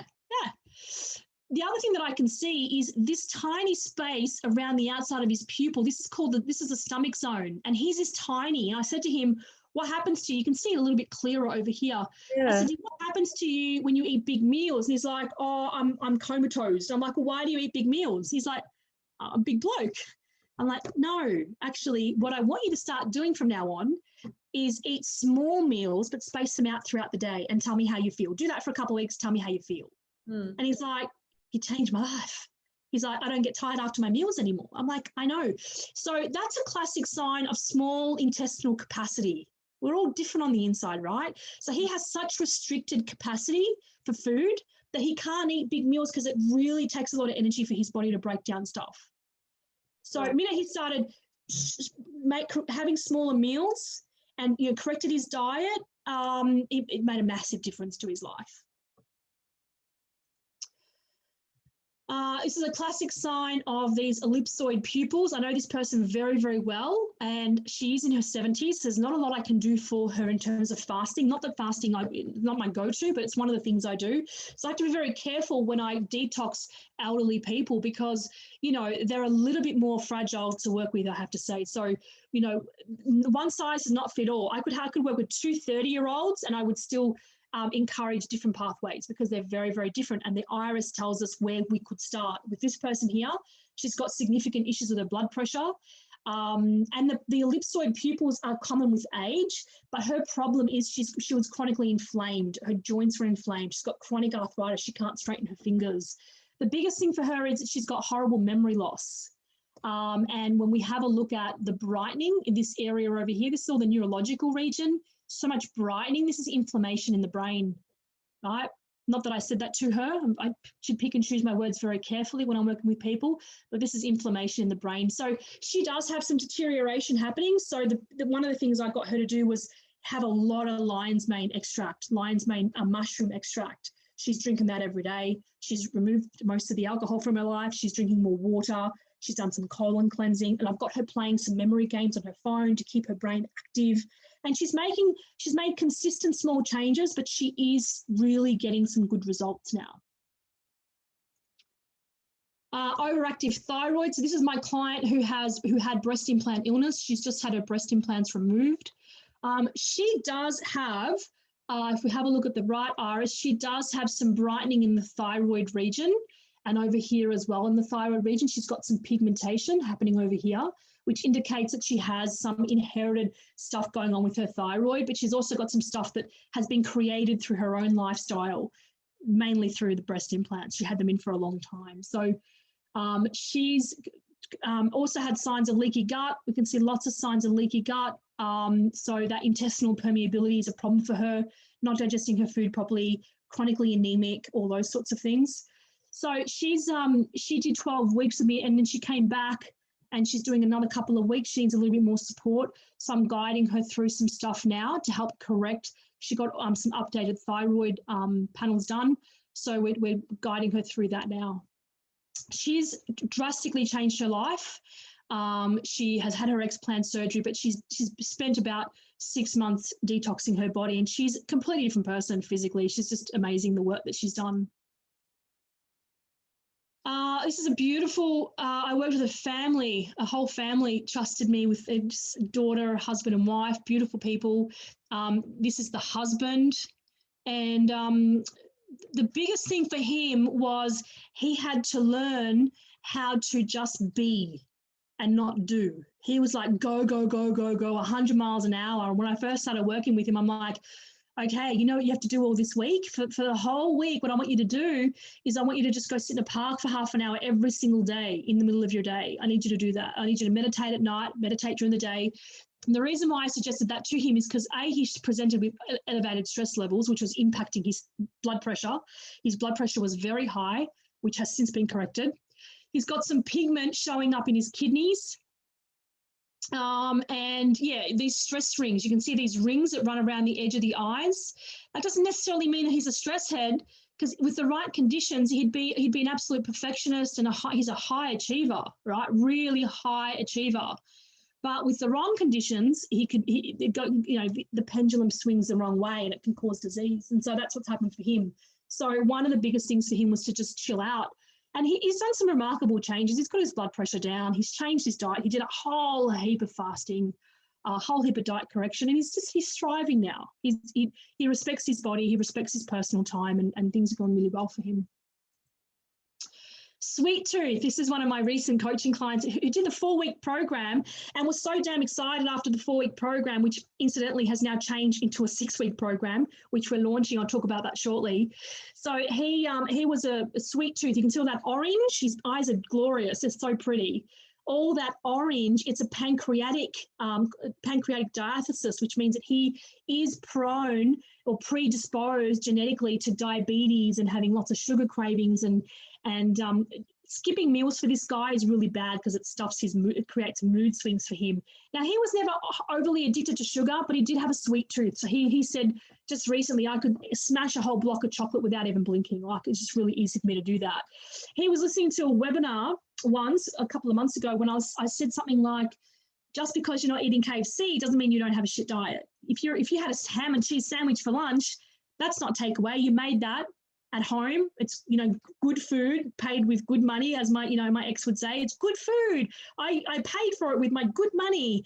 It's a ham and cheese sandwich, dude. There's no nutritional value.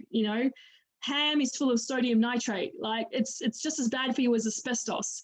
So, he's like, if you're listening right now and you had a ham and cheese sandwich, that's not what you deserve. You deserve better than that. He's like, oh my God. He rang me after that webinar. He's like, where do I sign up? He did 4 weeks, corrected his diet. He's lost 18 kilos in under 3 months, just by correcting his diet and doing a little bit of exercise. He didn't do any fasting. He didn't do any of that. He just corrected his diet. So amazing. It's freaking amazing. I'm sitting here eating right now. I'm having a big bowl of anism and a situation and some lovely potato. I'm just thinking about every thing about diet. It's like, for me, people ask me all the time, it's like, what's your favorite dish, or what is it that you'd love to cook? It's not like that. For me, it's like I have this direct line with nature. It's bizarre. Not necessarily on my hair, because I dye my hair, not necessarily on my nails, not necessarily on certain things I do like makeup, but I can tell you right now, like, I am just like, the value system around food, it's got nothing to do with the wellness industry or anything to do with fucking health. It's like a direct, it's almost like I can't even tell you that I don't even think about it. It's like just my life.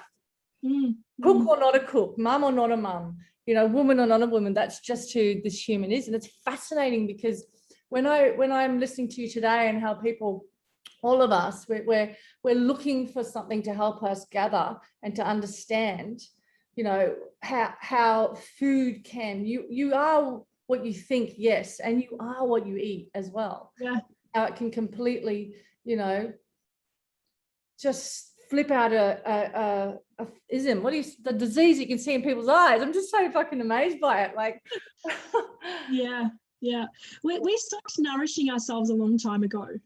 Our ancestors nourished themselves. They ate for sustenance. My grandma used to say, we're going to eat this. It's good, sustenance. She used that word a lot in Italian. And it's true, they did that, and they lived long lives without medication.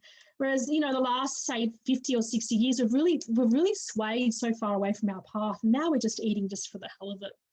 So, agree. Anyway, amazing.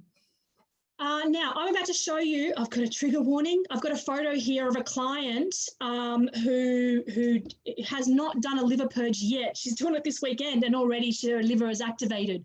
So if you have a weak stomach, maybe now is the time to not look at your screen, because in a minute I'm going to share what came out of her. She sent me a photo last week. Share it. So before I do that, just one thing. This is the woman that I mentioned earlier. So she presented with dermatitis. This little pigment down here, I will in one sec. This pigment down here indicates liver stress. So liver, dermatitis connected, liver, psoriasis, vitiligo, all sorts of skin conditions, always connected back to the liver, back to the pH level of the body. And I looked at her iris and I'm like, oh, see these two little dots, right? That's sitting right in the breast region. And I said, talk to me about breast cancer. Who in your family has it or had it? And she's like, she goes, that's interesting you asked me about that. My mother had breast cancer, but she's fine now. And my sister got diagnosed last week. And I'm like, you need to go and get thermal imaging done just to be sure that everything's okay. Imaging came back all fine and she was very excited, but she did have cysts removed years ago from her left breast. So, that could be partial inherited stuff, predispositions, or it could be the trauma sustained to her left breast from all those cysts that were removed. Now, I'm prepping her right now because she's doing a liver purge on the weekend. She's cleansing her liver to get rid of stones. But because we've been prepping her for so long, because she's 62, and I just take extra precautions with women that are a little bit older. So extra precautions. She's already had a purge. Look what came out of her. This is crazy. So these are stones. This is not food. The red bits are. These bits here are all gallstones, liver stones. So she hasn't even had her purge yet. She's already activated her liver. This is phenomenal stuff. So I'm going to share some more photos with you shortly. So if you're really like, oh my God, show me more, hang tight because there's more coming. Yeah, show me more. Here's another one, right? So these two irises are from the same person. So she presented with lots of different things, but her big thing was chronic constipation. Sometimes it would take up to 3 days to go to the toilet. Now she's got what's called mydrosis in just one side of her eye. So one of her pupils is enlarged, which tells me that's usually caused by extreme exhaustion. And I don't think she's extremely exhausted, or if she is, it's her normal. She is a caseworker. She works with sexual assault cases. So you can imagine how emotionally demanding that is. She's so used to it. It doesn't, it's kind of water off a duck's back. But I think at an emotional level, you can't help but take some of that stuff on. So has that been the cause of her pupil enlargement, perhaps? But she had no desire to do long-term fasting, which is fantastic because I had no desire to. When I looked at her iris, I'm like, fasting's not for you because fasting is not for everyone. I don't believe it is. So what I got her doing was 2 days of juice fasting each week, and then I got her. Onto a plant-based diet, and also did I prepped her for a liver purge, and she just had a purge this past weekend, and this is what came out. What does purge mean? That comes out of bum. Yeah, absolutely. Yeah. So I got her to poo in a strainer to catch it all. Which one was that? So yeah, this is from her gallbladder, potentially her kidneys, but mostly her liver, I would say. Yeah. So because so much came out, we're going to do another one in 6 to 8 weeks and see what happens then. Wow. This is some cardiovascular stress. So this client changed their diet, did some intermittent fasting, plant-based. Plant-based is not for everyone, by the way. I will say that up front. But this person was right to do plant-based diet, 90% plant-based. Did some detoxification. You can see very clearly the difference before and after, right? So lots of healing happening there to the sclera. Now, this is a client of mine. This is her right eye. She came to one of my events, and in fact, she might be listening right now. Oh, I wonder if she's listening still. I saw her earlier. She came to one of my events, and I said, oh, can I have a volunteer in the audience? She goes, oh, pick me. And she came up.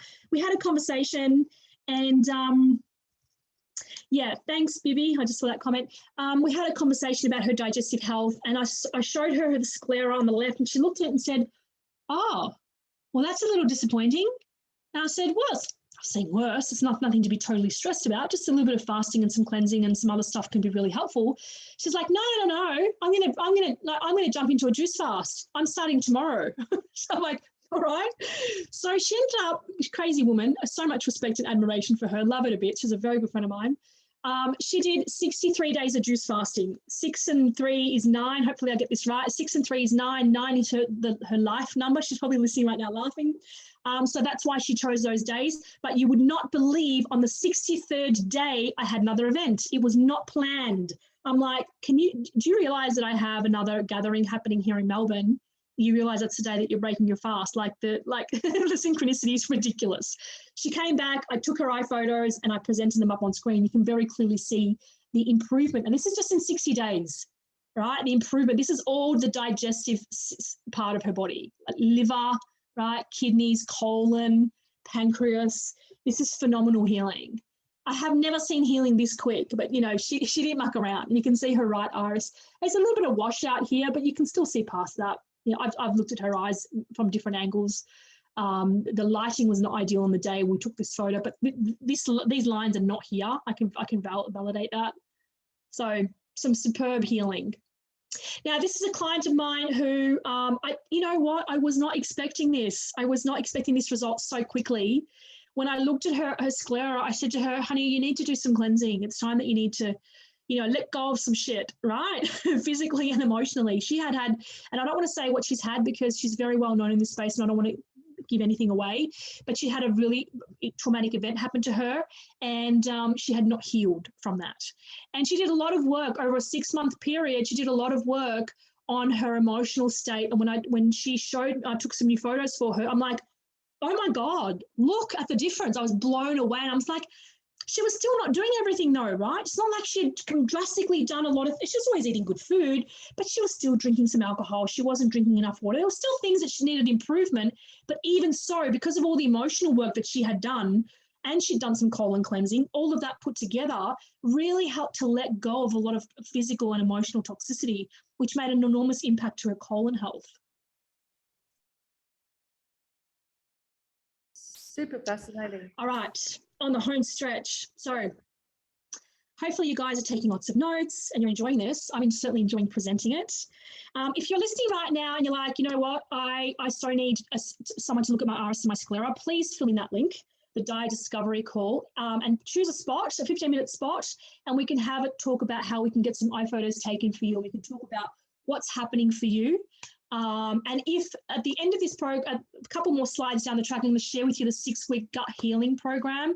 It's called Love Your Guts. I named it today. Do you like that, Chef? So I'm going to share that shortly. And if you guys are interested, good name. if you guys are interested in joining, you can do that. We'll talk about that shortly.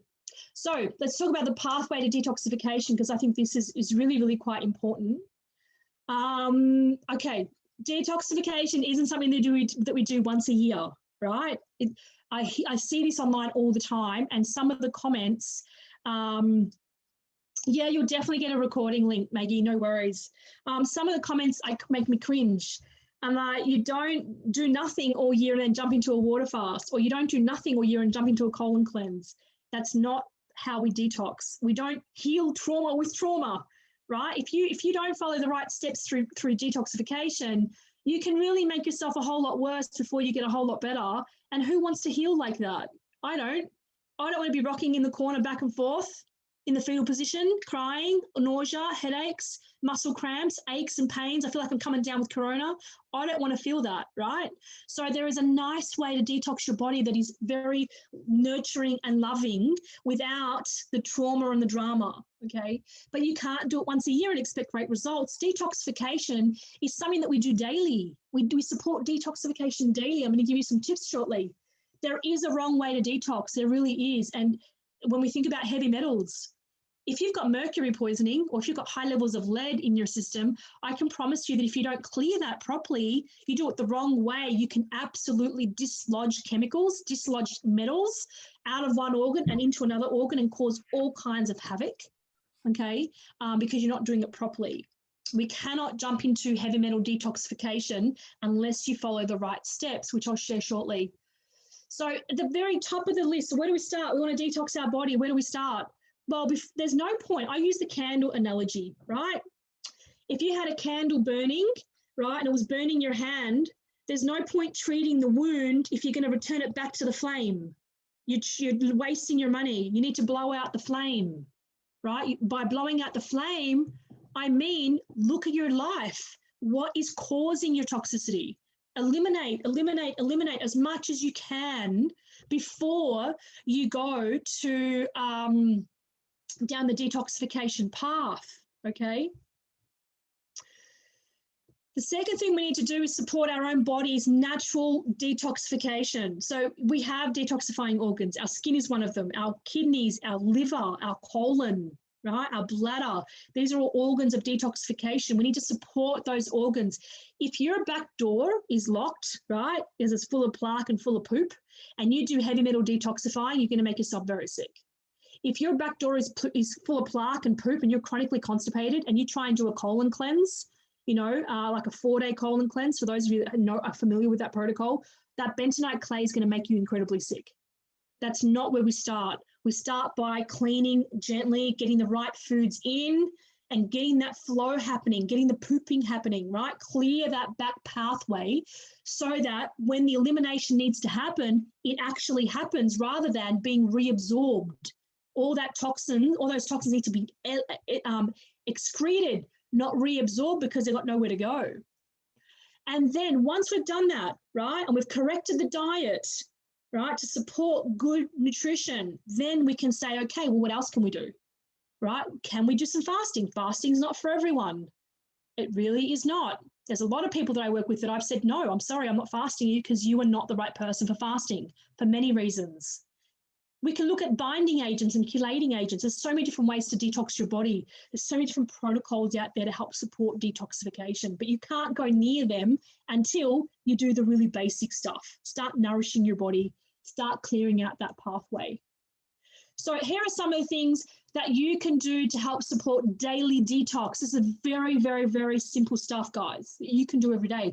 Eat I hate to use balanced diet. What does that mean? It means life supports life, right? Now, I'm not saying go vegan. That's not what I'm saying at all. I don't encourage the eating of fake meat. I don't like the word vegan. I love the words plant-based.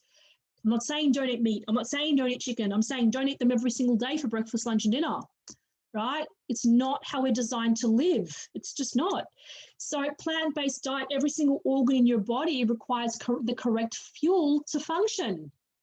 And the food we eat will absolutely purify and cleanse our body. Some examples: asparagus, really high levels of glutathione. Glutathione is a well-known antioxidant that naturally and safely promotes detoxification. Broccoli contains sulforaphane, which is needed to fight off infections. Avocados are also loaded with antioxidants to help our body expel harmful toxins. Ensure your daily intake of fiber is sufficient. I'll talk a little bit more about that on the next slide. Make sure you're eating enough greens. Anything green is going to support your natural bodily function. Green is like a magnet to toxins, right? Anything green, chlorophyll is really important. Breathe deeply. Sometimes what we need is just to go out in nature and just switch off and do some deep breathing to detox our lungs. When you take a deep breath, it's one of the fastest ways to alkalize your body. When you take a really deep breath, those tiny little sacs in your lungs open up. When you breathe out, you're expelling all that acid from your system, which is why I really strongly disagree with you wearing masks, because you're breathing the same shit in and out and in and out, like you're ruining your lungs, okay? I won't wear a mask. That's just my view. Be conscious of who you share your space with. Remembering, energy is transferable. I know this. I am absolutely an empath. I was in Coles a few weeks ago and I was actually in a very, very good mood. I was literally singing, and I hum when I'm out because it just elevates my vibration. I was humming around the supermarket, not really paying attention. This woman walked past me, and as she walked past me, without a word of a lie, my eyes filled with tears and I started crying. And I'm like, what the hell just happened? And I'm like, I was shocked. I'm like, where did that even come from? I literally picked up on her energy and I just felt it, the sadness from this woman that walked past me. I actually went up and had a conversation with her. She was having a really, really, really bad day. What she needed was a hug. So, it wasn't, that energy wasn't mine. So I gave it grace and I sent it away. But, you will be, energy is contagious. Be mindful of who you share your sacred space with. Okay, some photos, right? Now, so if you've got a weak stomach, now's the time to look away. I'm going to show you some really curly photos, right? Feel free to take some screenshots. I'm ready. So what will you be looking at? In a minute, you're going to be looking at mucoid plaque. This is the plaque that lines your intestinal tract. Now, for some people, it can be hard, it can be brittle, it can be thick, it can be thin, it can be soft, it can range in colour. Now, I work closely with a hydrotherapist here in Melbourne, and she sends me a lot of photos. We have a lot of conversations about poo and what comes out of the body. And it is not uncommon for a person to pass up to 30 or 40 feet of plaque in one go. That's not uncommon, right? So mucoid plaque is the accumulation of abnormal mucus that lines the intestinal wall, and your system, your body would not be producing it unless it needed to. So the body, when it's subjected to harmful toxins, produces this mucoid plaque to protect itself. It literally lines the intestinal tract because that's where we absorb nutrients, right? So it lines the intestinal tract to protect your blood from these toxins. The problem with mucoid plaque is that once it's created, it will lodge itself in numerous little folds and crevices of the colon, of the large intestine, large colon and the small intestine, and it can remain there for several years, and it grows thick and hard, and shit gets stuck to it, literally shit, and parasites can set up home and camp and bring their friends in. And that's where disease starts to breed. And that's where we have leaky gut, diverticulitis, irritable bowel, all these other nasty diseases of the digestive system. So let's see what mucoid plaque looks like. If you're eating, look away. So this is a plaque rope, right? So all of these photos, except one of them, which I'll point out shortly, is photos from my clients. So this was after doing a colon cleansing protocol for about 6 weeks and some fasting. My light just turned on. Some fasting, okay? And this is a plaque rope. That's actually folded in half. That's actually double the length, okay? And it's very slimy and slippery and disgusting. This photo here is also plaque, but it's wrapped around undigested meat. This woman has a chronic autoimmune disease. She's in a walking frame. She's in her late 20s in a walking frame. And she rang me one day almost in tears, like just shocked with what came out of her. She goes, I think I just shat an intestine. I'm like, well, photo, well, it didn't happen. So she sent me this and I'm like, what the fuck is this? Like, it's just, this is disease. And this is why these photos don't turn me off. And I'm happy. I like, they don't, cause me any disgrace at all. Like, I'm happy to look at them because this is proof that you can heal your body. When you start eliminating this shit from your body, this is proof. The proof that you need that you're on the right track. Here's another one. This is not my photo. This is a very good friend of mine's photo. It's a nice plaque rope plus a parasite. Here are some more parasites. And here are some gallstones. I had a coaching client in Bali recently in her, actually nearly 60. She's 60 this year, I think. And beautiful, beautiful woman did a liver purge, a liver cleanse. And this is what came out of her thing. I mean, you can see they're quite big, right? Green, lots of green going on. So it's gallbladder activity right there. All right, here are some more simple solutions. So every single cell in your body requires water. Unless you're going to hydrate yourself, nothing else that you do will work. I cannot stress that enough. Here are all the things that water is responsible for, okay? If you're constipated, you're probably dehydrated. If you've got an irregular heartbeat, you're probably dehydrated.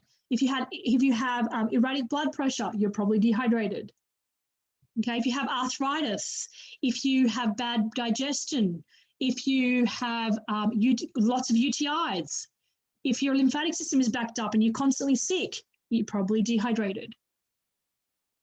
Now, don't leave your water intake to chance. Every single time I have a conversation with someone, this is like 95% of the time, guys, I say to people, how much water do you drink? Very rarely do I have someone say 3 litres every day without fail. Very rarely. I always hear, about 2 litres. I'm like, well, what does that mean? About like 1.5 or 2.5? Like, what does it mean? Oh, I don't really measure it. So I encourage you guys, get yourself a water bottle and measure it so you know that you're getting at least 3 litres a day. That's what my general rule of thumb, okay, without getting fancy about it. At least 3 litres of clean, pure water every day on top of your juices and your smoothies and your soups and whatever else you've got going on, I get sick of drinking water. Oh, so do I. I hate You know drinking what I water. do sometimes? I go, I'm not drinking any water today. You ask, Dana's on here. I just don't want to drink water. Water can go. This is me, right? Like, and I don't want to go near it because I'm sick of drinking it. It's so bizarre and so selfish. It's so selfish.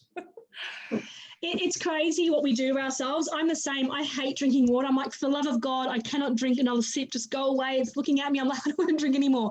So how we can increase, so if you've come from a place of chronic dehydration, how you can resolve that is by adding a little bit of salt and some chia seeds to your water. That will really help absorb that water, that fluid into the cellular structures. And also the chia seeds are a really, really beautiful thing to do for your colon. They're very nourishing, very hydrating for the colon. If you're like me and you hate drinking water, add fruit to your water, make it a little bit special. I've got some essential oils. If you're a Young Living member, I have Sleek. Sleek is a blend specifically formulated to add to your water. I add that to my water and I love it. And Elizabeth's just hit the nail on the head. I was just about to say that. So she likes to drink it warm, and there's probably a reason for that. Warm is a lot of people with yellow pigment in their eyes. If they've got a kidney influence, like me, I will not like to drink. I do not like to drink it cold. So the liver people love to drink it cold. The kidney people hate drinking it cold. For me, it hurts, physically hurts my body when I drink cold things. So I would never drink anything out of the fridge. I always heat my water. I'll mix it, 60% hot and 40%, temperature, room temperature. So listen to your body. I'm the total opposite. It's got to be cold. It's got to be icy cold, and it's got to be just good stuff. Like it has to be like cold. I can't do. I can do tea sometimes lately, but not like got to have cold water all day long. Yeah. Yeah, I hear you. You're probably got a liver influence going on. So if I had a look at, send me your eye photos. I'm keen to see now. Yeah, and I had Hep C, so of course, Yeah. Yeah. Exactly. Yeah. Yeah, Dana, I'm the same. Piping hot, or room temp. I love my kidneys too. If you saw my eyes, people go, "Oh my God, your eyes are beautiful." I'm like, if you only could see them up close, they're actually full of yellow pigment, the toxicity from my life. And I'm okay with that. Yellow represents kidney influence, and I will not allow myself to get dehydrated, and I will not go anywhere near anything refrigerated. But it's funny because I'm okay with ice cream. Give me ice cream, I'm good to go, right? Everybody's okay with ice cream, mate. All right, fiber. If you're eating a highly acidic diet and you lack fiber, right, and you're dehydrated, then it's good night, Sharon, right?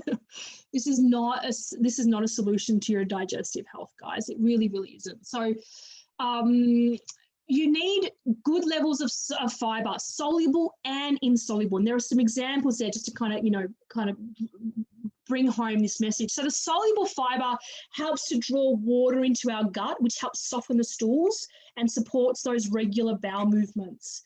Whereas the insoluble fiber is a bulking agent, right?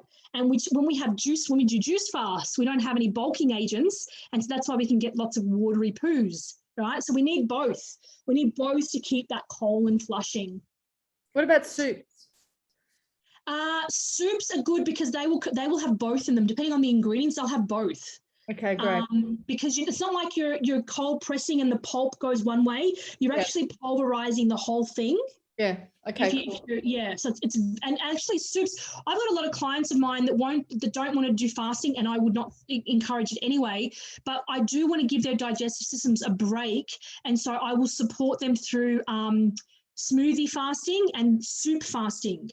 And so it gives them nourishing food in a very highly palatable and digestible form. So it is still a way of supporting digestion and switching off the need for all this stuff going on. It just helps to redirect all that energy over to healing. That's why fasting is so profound. I actually agree with you. A lot of people that's why at the moment, everybody and I'm developing a 21-day cleanse, and it's all liquid. And one of the things that I when I was developing it on the chalkboard, I was just writing all these ideas. I was like, I'm not a big juicer. I'm just not. And I never have been. Well, juice fasting sucks. I'm sorry. I hate it. I don't want to do it. I'm never going to do it. I'm not doing it. Water fasting all day long. Not a problem. Yay. A student of water fasting. But when it comes to like developing this 21-day cleanse, it was like, what would I have? And what I chose was soups and smoothies and broths. Perfect. And I'm mixing a breakfast, lunch, and dinner. And what I realized when I started to make these soups, I started to feel really happy. Do you know what I mean? And I think that's the thing with fasting. It's like, I find that when you're fasting on, when someone's fasting on juice or someone's fasting on water, they both have different experiences, but it doesn't mean one is better than the other. And that's what I've,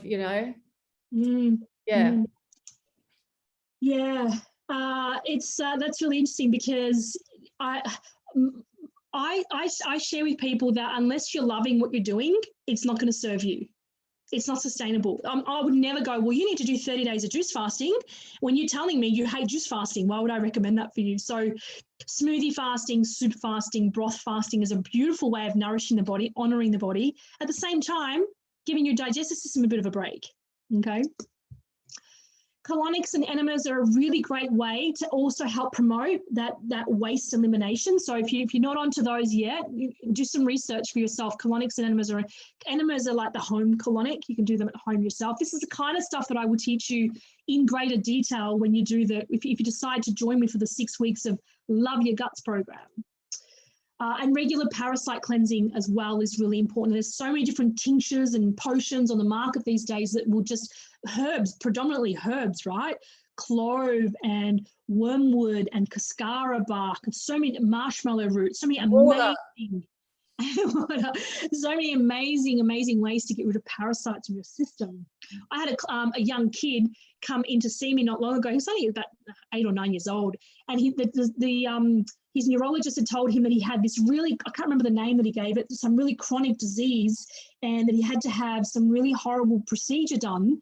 And when I looked at his iris, I said to his mum, please don't do that. There's nothing wrong with this kid's kidneys. This kid has parasites. So she took him over to get some, because they were all freaking out. My son's going to go into organ failure, which is what they've been told.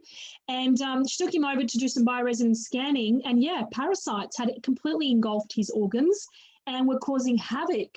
And so now they're working with that naturopath to heal the parasites. Nothing wrong with the kidneys. It was just the parasites kind of taking control. Amazing. So some more simple solutions for you to achieve great health, guys. Don't rush your meal times. If you haven't got time to eat, then don't eat. Have a smoothie, have a banana. You've got to connect with your food. Go back to how our ancestors lived. We all sat around the table together as a family with our loved ones, and we chewed our food properly. We didn't shove it down and run. Don't eat just for the hell of it. You're asking for trouble when you do that. Don't eat when you're stressed.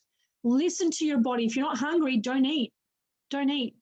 And if you're full, stop. So we have a rule in my house. I don't care how much food is left on your plate. If you're full, stop eating. I don't throw anything in the bin. It goes in the fridge. You can have it tomorrow, but stop eating if you're full. Check your labels. So you guys can go ahead and download the app called Chemical Maze, which will help to learn more about those nasty numbers on your products. For those of you that are part of the Heal Thyself movement or Heal Thyself with Oils, I run a lot of webinars on healthy homes and how to rid chemicals out of your house. So fill in that form. There's a link in the comments for that 15-minute consult. Fill in the form, and when we connect, I can send you the registration page where all my webinars are listed if you want more information about this stuff. Go for a walk every day. Move your body. Get off the couch. And if the sun is shining, please go sit in it. Always take those opportunities. If the sun is shining, go sit and bask in its glory. You can download Insight Timer or Gaia or Wim Hof or whatever makes you happy, and do some meditation before bedtime. What you think about before you go to bed sets you up for how you wake up the following morning, sets you up for how well you rest during the night. So it's a beautiful thing to meditate before bed. And finally, commit to loving yourself the way that you would love your best friend.